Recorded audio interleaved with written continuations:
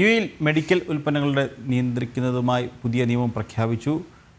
Medical ഉൽപ്പന്നങ്ങൾ, ഫാർമസികൾ, pharmaceutical ബിസിനസ്സുകൾ എന്നിവ നിയന്ത്രിക്കാൻ ലക്ഷ്യമിട്ടാണ് പുതിയ നിയമം നടപ്പിലാക്കുന്നത്. നിയമലംഘകരുടെ ലൈസൻസ് താൽക്കാലികമായി റദ്ദാക്കും.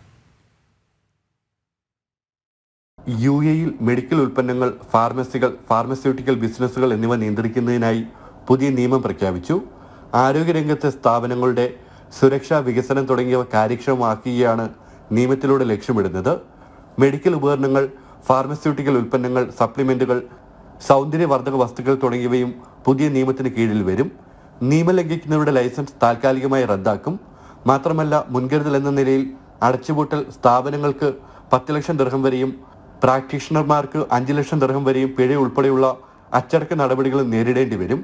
മെഡിക്കൽ ഉൽപ്പന്നങ്ങളുടെ നിർമ്മാണം, രജിസ്ട്രേഷൻ, വിലനിർണ്ണയം, കയറ്റുമതി, വിതരണം, കൈവശം വയ്ക്കൽ, വിപണനം, ഉപയോഗം, സുരക്ഷിതമായി നീക്കം ചെയ്യൽ എന്നിവയെല്ലാം പുതിയ നിയമം വഴി നിയന്ത്രിക്കും.